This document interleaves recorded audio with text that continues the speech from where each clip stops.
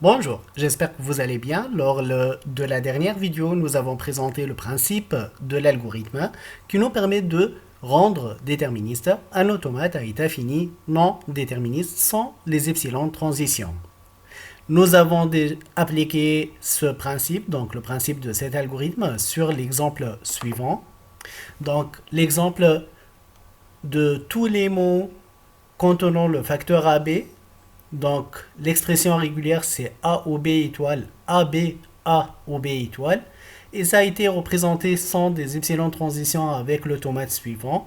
Là où nous avons un automate à état fini non déterministe sans des epsilons de transition, le fait que de l'état 0, on pourrait atteindre l'état 0 et l'état 1 en lisant le même caractère A, avec la transition delta 0 A, on pourrait aller à 0 et à 1. Ceci veut dire que nous avons un automate à état fini non déterministe. Donc nous avons appliqué le principe de l'algorithme suivant. Et ce principe nous a permis, donc le principe de l'algorithme suivant, nous a permis d'obtenir un automate à état fini déterministe. Et à la fin de l'application, nous avons obtenu cet automate sous forme de table ou de graphe comme suit. Aujourd'hui, nous allons appliquer le principe de l'algorithme qui nous permet de rendre déterministe un automate à état fini non déterministe avec des epsilon transitions. Donc nous allons reprendre le même exemple, c'est-à-dire tous les mots contenant le facteur AB avec la même expression régulière A ou B étoile AB, A ou B étoile. Nous avons déjà vu cette représentation, nous avons dit que les états 0, 1, 2, 3 avec les transitions nous permettent de représenter A ou B étoile.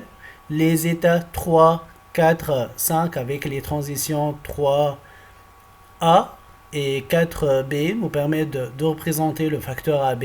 Les transitions, les états 5, 6, 7, 8 avec les transitions suivantes nous permettent de représenter A ou B étoile.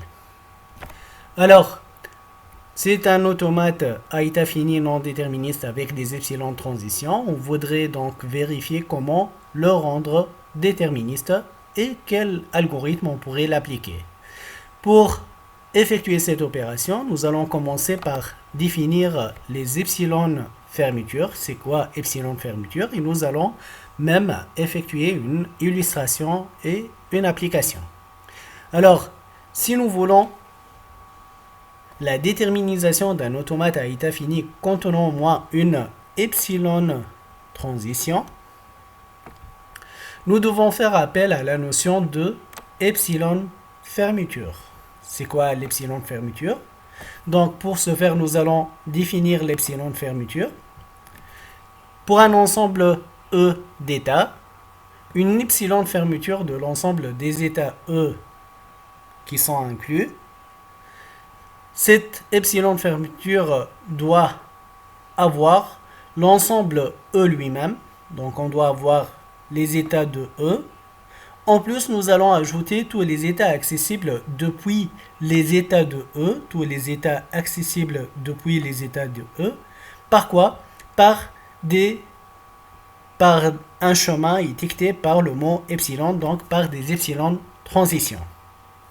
Nous allons appliquer cette définition sur l'exemple suivant et nous allons chercher l'epsilon de fermeture de 0, l'epsilon de fermeture de l'ensemble 1, 2, l'epsilon de fermeture de 3. Donc là, je vous demande d'appliquer la définition qu'on a présentée, c'est-à-dire trouver l'epsilon de fermeture de l'ensemble E égale E singleton 0, chercher l'epsilon de fermeture de l'ensemble E égale 1, 2, et chercher l'epsilon de fermeture de l'ensemble E égale E singleton 3. Pour ce faire, nous allons appliquer simplement la définition de l'epsilon fermeture. Donc, je vous rappelle, la définition de l'epsilon fermeture, il suffit d'avoir l'ensemble E lui-même. Donc, pour l'ensemble E égale à 0, nous allons chercher l'epsilon fermeture. Ça va être l'ensemble E lui-même, c'est-à-dire 0, il fait partie de l'epsilon fermeture de 0 et nous allons ajouter tous les états qu'on pourrait atteindre, qu'on pourrait obtenir par des transitions étiquetées par le mot epsilon. Donc là, pour trouver l'epsilon fermeture de E, de 0, E égale au singleton 0, donc l'epsilon fermeture de E égale à 0, ça va être 0 lui-même, auquel nous allons ajouter tous les états qu'on pourrait atteindre par des epsilon transitions. Et dans notre exemple, les états qu'on pourrait atteindre par des epsilon transitions sont l'état 1, l'état 2, l'état 3. L'état 3 et l'état 2 on pourrait les atteindre par des epsilon transitions à partir de l'état 0. Donc, l'epsilon fermeture de E égale à 0, ça va être 0, l'état 1, l'état 2 et l'état 3. C'est bien l'epsilon fermeture de l'état 0. Alors, veuillez chercher l'epsilon fermeture de l'ensemble E égale 1, 2. Donc, vous pouvez mettre une pause au niveau de cette vidéo. Par la suite, essayez d'appliquer la définition qui dit il suffit d'ajouter l'ensemble, cet ensemble E lui-même, et tous les états qu'on pourrait atteindre par des epsilon transitions à partir de 1 ou 2. Donc, une fois que vous avez trouvé la réponse, vous pouvez continuer la lecture de cette vidéo. Et là, selon notre définition, nous allons certainement trouver l'état 1, l'état 2 et tous les états qu'on pourrait atteindre par des epsilon transitions à partir de 1 ou 2. Donc je reprends ici, je vais effacer ce qu'on a fait pour trouver l'epsilon fermeture de 0. Et nous allons cette fois chercher l'epsilon fermeture de 1, 2. On devrait avoir les états 1, 2, les états 1, 2, cet ensemble, et tous les états qu'on pourrait atteindre par des epsilon transitions à partir de 1, 2. Et là, on ne trouve pas d'epsilon transition qui nous permettent d'aller à d'autres états à partir de 1 et 2. Il n'y a pas d'epsilon transition. Et dans ce cas, l'epsilon fermeture de 1, 2, ce n'est autre que 1, 2 tout court. Alors, comme un autre exemple, vérifiez quel est l'epsilon fermeture de l'état 3. Pour ce faire, il suffit de appliquer la définition. Vous pouvez mettre une pause, réfléchir un peu, chercher la solution. Une fois que vous avez trouvé la solution, vous pouvez continuer la lecture de cette vidéo. Alors, là, l'epsilon fermeture de l'état 3, ça va être l'état 3 lui-même, auquel nous allons ajouter tous les états qu'on pourrait atteindre par des epsilon transitions. Donc, ça devrait être l'état 3 lui-même et tous les états qu'on pourrait atteindre par des epsilon transitions. Alors, l'état 3, par une epsilon transition, il nous permet d'atteindre l'état 0. Par une epsilon transition, il nous permet d'atteindre l'état 0. Et par un ensemble d'epsilon transition, il nous permet d'atteindre l'état 1. Par deux epsilon transition de suite, il nous permet d'atteindre l'état 2. Donc, c'est l'état 3 auquel nous allons ajouter l'état 0, l'état 1, l'état 2. Donc, cet ensemble, 0, 1, 2, 3, forme l'epsilon fermeture de l'état 3. L'epsilon fermeture de l'état 3, ça devrait être donc 0, 1,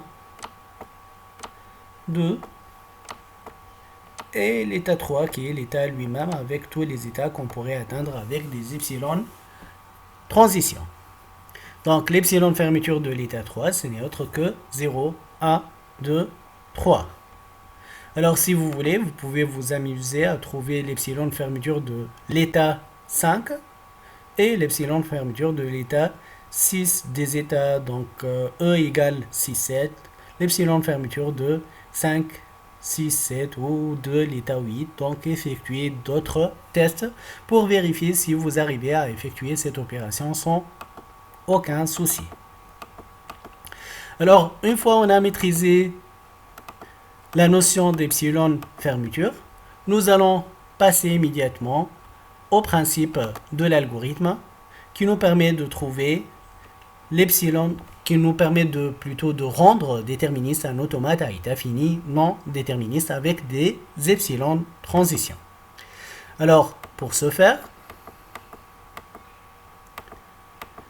le principe est très similaire à l'algorithme qu'on a présenté la dernière fois, avec le fait, on ne va pas prendre l'état initial au niveau de la première étape. Au lieu de prendre l'état initial comme état initial de notre nouvel algorithme, alors nous allons partir de l'epsilon fermeture de l'état initial. Par la suite, au niveau de la deuxième étape, nous allons rajouter dans la table de transition non pas seulement les états qu'on pourrait atteindre par les transitions de notre alphabet, mais plutôt les epsilon fermetures. Nous allons ajouter les epsilon fermetures des nouveaux états produits avec leur transition. Et nous allons, comme on a fait avec le principe de l'algorithme sans epsilon transition, nous allons recommencer l'étape 2 jusqu'à ce qu'il n'y ait plus de nouvel état à ajouter. Donc nous allons traiter un ensemble d'états à la place d'un seul état, mais nous allons prendre en considération non pas les états que nous allons atteindre par les transitions, mais plutôt les epsilon de fermeture des nouveaux états produits avec leur transition. Par la suite, dans l'étape 4, tous les epsilon de fermeture contenant au moins un état final du premier automate deviennent finaux.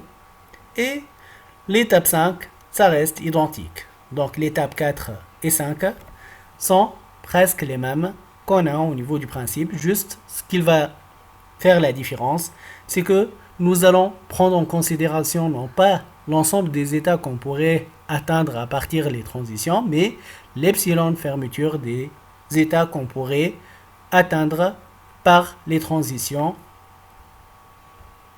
de notre table. Alors, nous allons appliquer le principe de cet algorithme. Alors, je vous demande de le copier, donc l'écrire carrément sur une feuille. Laissez ce diapo devant vous et essayez de suivre avec moi. Nous allons appliquer le principe de l'epsilon, donc de rendre déterministe un automate à état fini non déterministe avec des epsilon transitions. Nous allons suivre ensemble comment nous allons appliquer cette opération sur l'automate A3 donc que nous étions en train d'étudier. Alors, je reprends avec mon automate. Là, la première étape consiste à commencer non pas avec l'état initial de cet automate, mais avec l'epsilon de fermeture de l'état initial. Et nous avons déjà trouvé que l'epsilon fermeture de l'état initial, ce n'est autre que les états 0, 1, 2, 3 déjà au niveau de cette application, comme l'epsilon de fermeture de l'état initial, c'est l'état initial lui-même avec les états qu'on pourrait atteindre par des epsilon transitions. Donc, c'est l'ensemble 0, 1, 2, 3. C'est notre état initial de notre nouvel algorithme. L'algorithme, donc, qu'on voudrait le rendre. Donc, l'algorithme à état fini déterministe. L'état initial, c'est l'ensemble 0, 1, 2, 3. Par la transition 1, nous allons vérifier, par la transition A, quels sont les états qu'on pourrait atteindre par A en partant de 0, 1, 2, 3. Donc en partant de 0, 1, 2, 3, par A, on pourrait atteindre l'état 3, mais nous n'allons pas prendre l'état 3, nous allons prendre l'epsilon fermeture de l'état 3. Donc par la transition A, en partant de 1, on pourrait atteindre 3, mais l'epsilon fermeture de 3 est 0, 1, 2, 3. Ceci veut dire qu'en partant de 1, on pourrait atteindre les états 0, 1, 2, 3 en faisant la lecture de A. Donc 0, 1, 2, 3. Ce sont les états qu'on pourrait atteindre en faisant la lecture de A à partir de 1. Et aussi en faisant la lecture de A à partir de 3, on peut atteindre l'état 4. Il n'y a pas d'autre état qu'on pourrait atteindre en lisant le caractère A. Et l'epsilon de fermeture de 4, c'est bien 4. Donc, l'ensemble des états qu'on pourrait atteindre en faisant la lecture de A à partir de 0, 1, 2, 3 sont 0, 1, 2, 3, 4. Ce qui va nous donner donc, en faisant la lecture de A, on va avoir l'epsilon de fermeture de 3 qui est 0, 1, 2, 3. Et on va avoir aussi l'état 4. Pardon. Et l'état 4, donc on va obtenir l'ensemble 0, 1, 2, 3, 4. En faisant la lecture, là je vais effacer ce qu'on a fait. Alors, en partant de l'epsilon fermeture de l'état 0 qui est 0, 1, 2, 3, 0, 1, 2, 3, quels sont les états qu'on pourrait, les epsilon fermeture des états qu'on pourrait atteindre en faisant la lecture de B? Alors, en faisant la lecture de B avec cette transition, on pourrait obtenir 3. Mais attention, l'epsilon fermeture de 3, c'est l'ensemble des états 0, 1, 2, 3.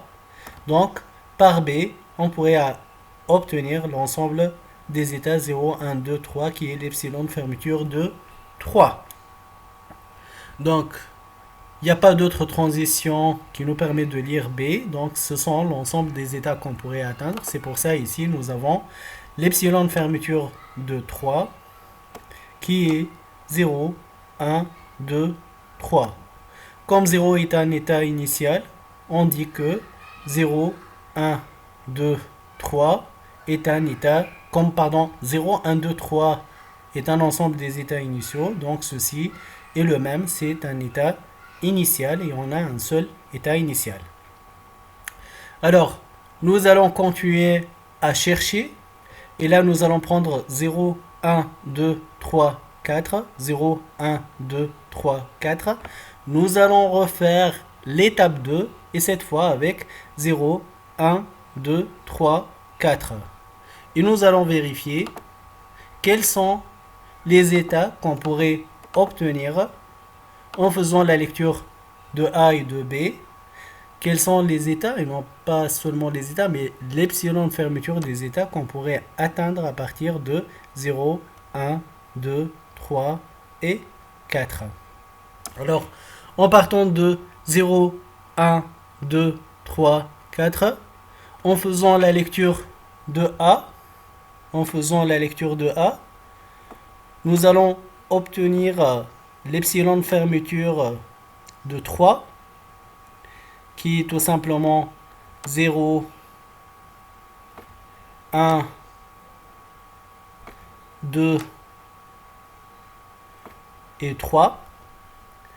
Et en faisant la lecture avec la transition 3A, nous allons obtenir aussi l'état 4.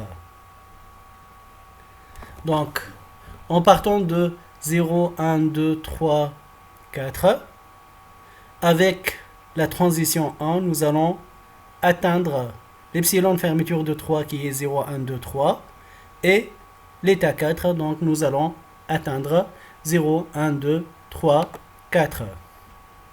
Donc ici, nous allons atteindre 0, 1, 2, 3, 4. Nous allons faire la même opération en partant de 0, 1, 2, 3, avec la transition donc 0, 1, 2, 3, 4 et avec la transition nous allons partir de 0, 1, 2, 3 et 4. Avec A, nous avons dit que on va atteindre 0, 1, 2, 3 et 4. Et avec la transition B, nous allons vérifier ensemble quels sont les epsilon fermetures des états qu'on pourrait obtenir. Donc en partant de 0, 1, 2, 3, 4 par les B transitions, nous allons obtenir l'epsilon fermeture de l'état 3 qui sont 0, 1, 2, 3 et aussi par cette transition B, nous allons obtenir l'epsilon fermeture de 5.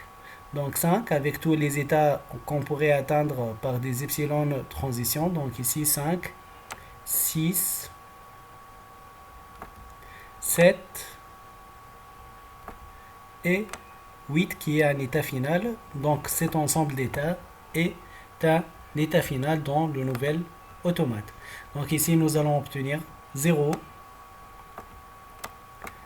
1, 2, 3, 5, 6, 7 et 8.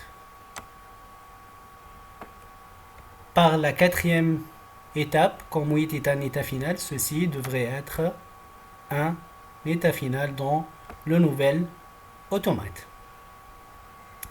Et si le nouvel état qu'on a obtenu, c'est l'état formé de 0, 1,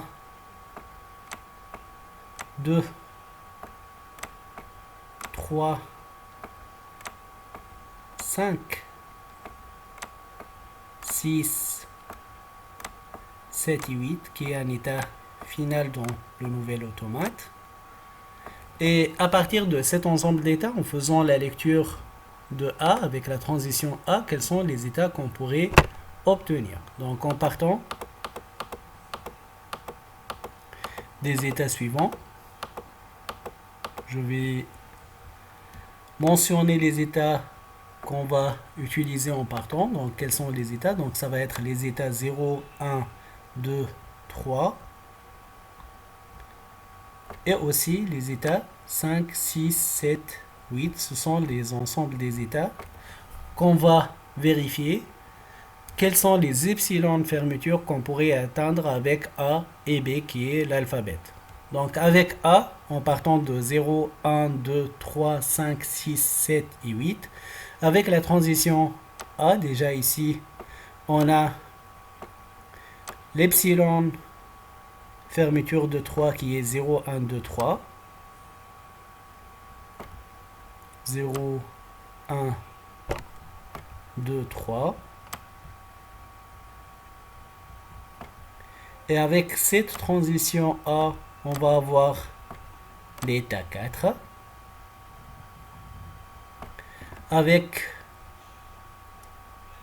cette transition A, on va avoir l'epsilon fermeture de l'état 8. Comme on a ici une epsilon transition, donc on va obtenir 5 avec cette epsilon transition, 6,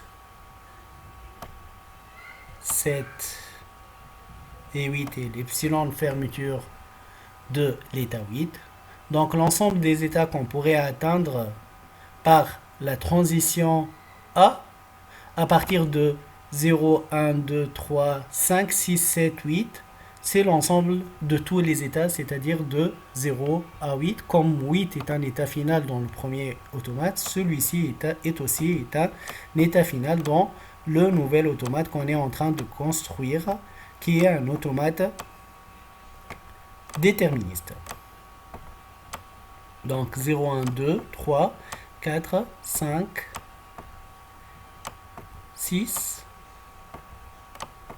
7 et 8. Nous allons refaire la même opération pour vérifier quels sont les états qu'on pourrait, quels sont les epsilon fermeture des états qu'on pourrait atteindre avec la transition B.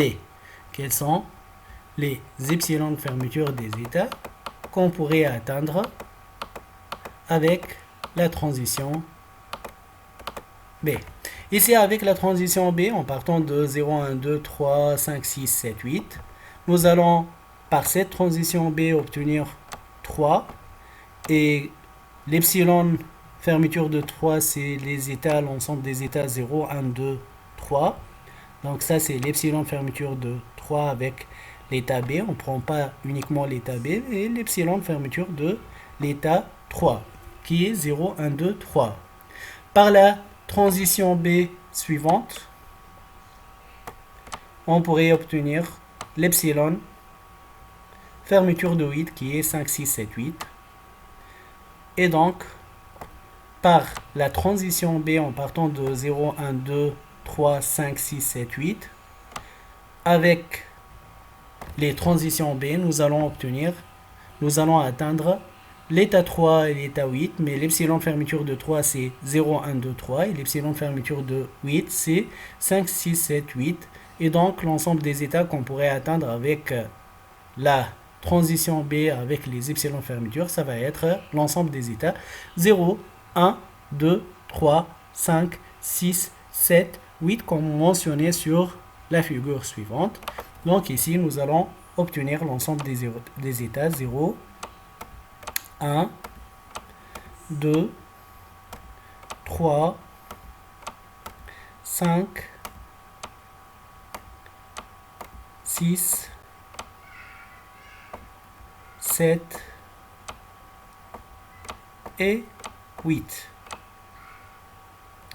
Le nouvel état qu'on a obtenu, c'est l'état 0, 1, 2, 3, 4, 5, 6, 7, 8. Et nous allons partir de cet état 0, 1, 2, 3, 4, 5, 6, 7, 8, pour trouver quels sont les epsilon. Donc ceci est aussi un état final. Donc là où nous avons le 8, ce sont des états finaux dans l'automate que nous allons obtenir. On pourrait les souligner pour mentionner que ce sont des états finaux. La même chose ici, donc c'est un état final. Alors là, avec la transition A, quels sont les epsilon fermeture des états qu'on pourrait atteindre à partir de 0, 1, 2, 3, 4, 5, 6, 7, 8. Donc il suffit d'appliquer ça sur notre exemple. Donc nous allons partir de tous les états, c'est-à-dire les états 0, 1, 2, 3, 4, 5, 6, 7, 8. Nous allons vérifier quels sont les états qu'on pourrait atteindre par A, et non pas les états, mais les epsilon fermeture des états. Donc par A, ici, on pourrait atteindre 3, mais l'epsilon fermeture de 3, c'est 0, 1, 2, 3. Donc nous allons atteindre ici 0, 1, 2, 3. Par A, ici, nous allons atteindre l'état 4. Par A, ici, nous allons atteindre l'epsilon fermeture de l'état 8 qui sont 5, 6, 7, 8. Et donc, par A, et en prenant en considération les epsilon fermeture des états qu'on pourrait atteindre, nous allons atteindre tout simplement tous les états, c'est-à-dire les états 0, 1, 2, 3, 4, 5, 6, 7, 8.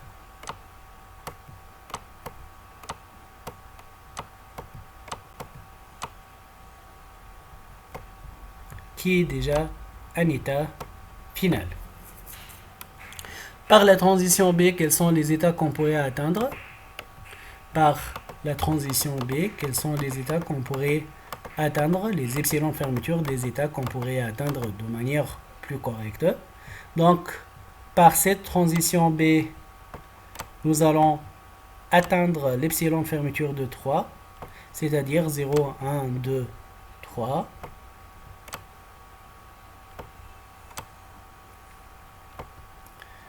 Et par cette transition B, nous allons obtenir l'epsilon de fermeture de 5, qui est 5, 6, 7, 8. On ne pourrait pas atteindre l'état 4, donc l'ensemble des états qu'on pourrait atteindre par des epsilons de fermeture à partir de la transition B sont les états 0, 1, 2, 3, 5, 6, 7, 8. Donc là, nous allons obtenir 0, 1, 2, 3, 5, 6, 7 et 8. Comme 8 est un état final, ceci est un état final dans l'automate que nous allons obtenir, qui est un automate déterministe. Comme il n'y a pas de nouvel ensemble d'états qu'on a obtenu, donc on ne va pas continuer, on a terminé déjà. Il n'y a plus de moyen de continuer l'étape à refaire l'étape 2. Donc là, on a effectué les étapes de 1 à 4 et on a obtenu ce résultat, cet automate si vous voulez. Il suffit de rénuméroter les ensembles des états comme des états pour obtenir soigneusement notre... Donc il suffit de renuméroter ça, donc je l'écris de façon plus lisible. Je m'excuse pour mon écriture, mais voilà, c'est une manière plus lisible de ce qu'on était en train de faire. Il suffit de renuméroter les états, c'est-à-dire là, on va avoir, ça c'est notre état 0, ça c'est 1, 1, 1, donc là, c'est l'état 0, qui est un état initial. Ça, c'est l'état 1, l'opération de renuméroter les états. Ça, ce n'est autre que l'état initial, l'état 0. Ça, c'est l'état 1. Ça, c'est le même, donc c'est l'état 1. Et ça, c'est l'état 2. C'est le même l'état 2. Celui-là, il y a le 4, donc c'est l'état 3. Et celui-là, c'est l'état 2. Donc là, c'est 3. Là, c'est 3. Et là, c'est l'état 2. Avec l'état 2 et 3 sont des états finaux, comme il y a l'état 8 qui est un état final dans l'automate non déterministe. Celui-là qu'on a obtenu est un... là, il n'y a pas de soulignement, donc c'est pas un état final. Donc l'état 2, 3 seulement sont des états finaux. L'écriture de notre automate nous donne, voilà, donc notre automate écrit avec l'état 1 représente les états. Donc l'état 0, c'est notre 0, 1, 2, 3. L'état 1, 0, 1, 2, 3, 4. L'état 2, 0, 1, 2, 3, 5, 6, 7, 8. Et l'état 3, c'est 0, 1, 2, 3, 4, 5, 6, 7, 8. Et ça, c'est notre automate en appliquant l'étape 5 qui consiste à renuméroter l'ensemble des états comme un seul état. L'automate qu'on a obtenu actuellement est le même qu'on a obtenu, donc je passe la table, c'est le même qu'on a obtenu lorsque nous avons travaillé sans epsilon transition. Donc avec des epsilon transition, on a trouvé le même automate.